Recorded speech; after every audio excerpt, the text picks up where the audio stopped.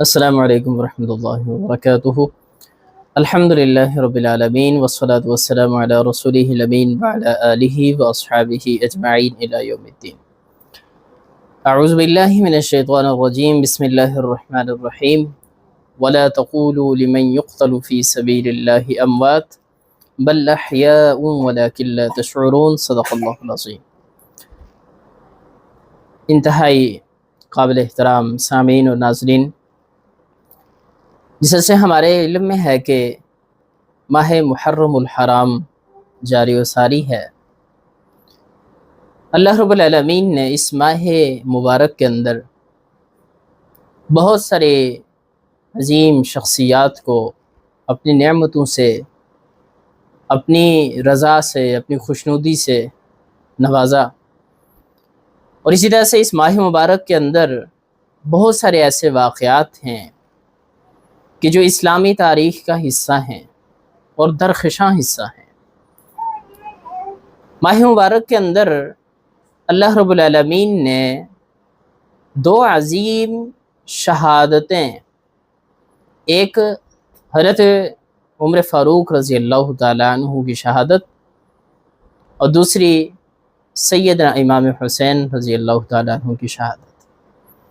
یہ دو عظیم شہادتیں ہیں کہ جو اس ماہ محرم الحرام کے اندر ہوئیں،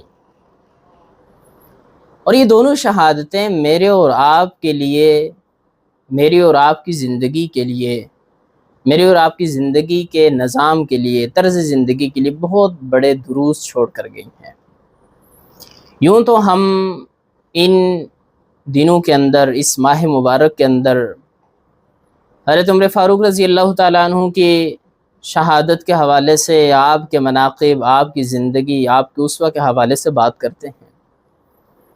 اسی طرح سے حضرت امام حسین رضی اللہ تعالیٰ عنہ کی شہادت کے حوالے سے پھر کربلا کا جو واقعہ ہے اس کے اوپر بات کی جاتی ہے، تفصیلاً بات کی جاتی ہے۔ لیکن یہ نکتہ بہت عام ہے اور قابل ذکر ہے کہ جسے میں آج ذکر کرنا چاہوں گا، وہ یہ ہے کہ ان دو عظیم شخصیات نے کہ جن کی زندگی شہادت سے تعبیر تھی، جن کی زندگی پوری کی پوری دین اسلام سے تعبیر تھی، آخر ان دو شخصیات نے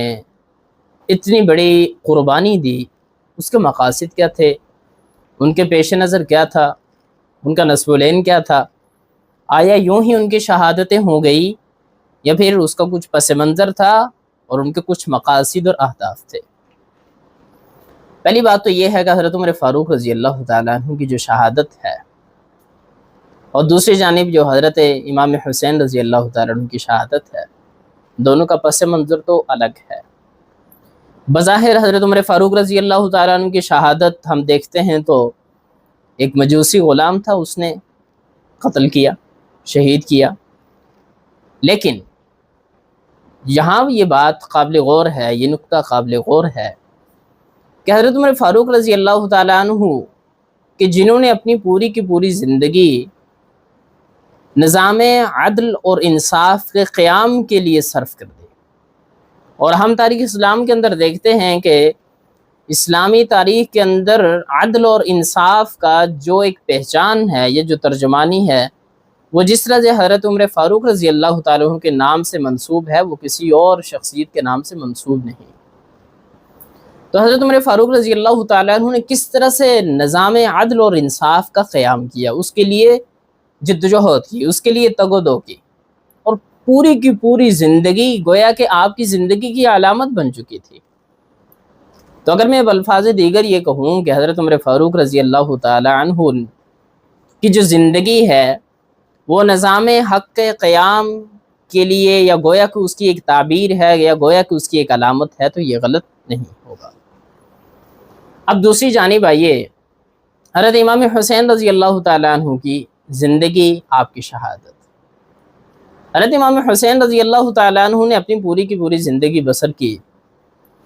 اسی طرح حضرت امام حسین رضی اللہ تعالیٰ عنہ کی زندگی کے اندر جب ایک ایسا موقع آیا کہ یزید کے ہاتھ پر بیعت کرنی تھی، تو بڑی تفصیلاً بات ہے، بہرحال میں تو ڈائریکٹلی اس پوائنٹ کے اوپر آؤں گا کہ حضرت امام حسین رضی اللہ تعالیٰ عنہ نے وہ جو نظام عدل اور انصاف کا قیام تھا کہ جس کا اس سے قبل خلفائے راشدین نے اس کا قیام کیا تھا، اس کے لیے قربانیاں دی تھی، اس کے لیے شہادتیں دی تھیں۔ اب جب وہ نظام دیگرگوں ہوتا نظر آیا یا اس نظام کے اندر گڑبڑ ہوتی نظر آئی، تو حضرت امام حسین رضی اللہ تعالیٰ عنہ نے اسی نظام حق قیام کو بقائے اس کی بقا کے لیے، گویا کہ بقائے حق کے لیے، بقائے نظام حق کے لیے قربانی دی۔ تو یہ بڑا خوبصورت اور حسین امتزاج ہے کہ حضرت عمر فاروق رضی اللہ تعالیٰ عنہ کی جو شہادت ہے وہ نظام حق کے قیام کے لیے ہے، اس کی علامت ہے، اور حضرت امام حسین رضی اللہ تعالیٰ عنہ کی جو شہادت ہے وہ بقائے حق، بقائے نظام حق کی علامت بن کر ہمارے سامنے رہی۔ تو گویا کہ دونوں شخصیات کی جو عظیم شہادتیں ہیں وہ میرے اور آپ کے لیے یہ درس و پیغام دیتی ہیں کہ میری اور آپ کی زندگی کا مقصد یہ ہونا چاہیے کہ ہم نظام حق، عدل اور انصاف پر مبنی نظام حق کے لیے جدوجہد کریں، اس کے لیے اپنی قربانی دیں تا دم آخر، جس طرح تھا کہ سیدنا عمر فاروق رضی اللہ تعالیٰ عنہ نے یہ کر کر دکھلایا۔ اور پھر اس نظام کو جب اس کی تخریب کرنے والے کچھ شخصیات، اس کی تخریب سازی کے لیے کچھ لوگ اپنے اہداف مقرر کر لیں، اپنے مقاصد کے لیے آگے بڑھنا شروع کر دیں، تو پھر حضرت امام حسین رضی اللہ تعالیٰ عنہ کا جو اسوہ ہے، آپ کا جو پیغام ہے، آپ کی قربانی ہے، وہ یہ بتلاتی ہے کہ اس نظام حق کے قیام کے لیے، اس کی بقا کے لیے آپ نے کیا کرنی ہے، قربانی دینی ہے۔ تو یہ دو عظیم شخصیات، عظیم شہادتوں کا یہ میرے اور آپ کے لیے ماہ محرم کے اندر یہ پیغام تھا۔ تو یہ میرے کچھ ٹوٹے پھوٹے ہوئے الفاظ تھے، میری خواہش تھی، کوشش تھی کہ جو میرے دل میں ہے وہ میں آپ تک پہنچا سکوں، اور میں اور آپ اپنی زندگی کا کوئی نصب العین، اپنا مشن اور اپنی زندگی کو بامقصد بنا کر اور ایک کارآمد فرد بن کر اس معاشرے کے اندر اپنی زندگی بسر کریں۔ اللہ رب العالمین مجھے اور آپ کو عمل کی توفیق عطا فرمائے، وما توفیقی الا باللہ۔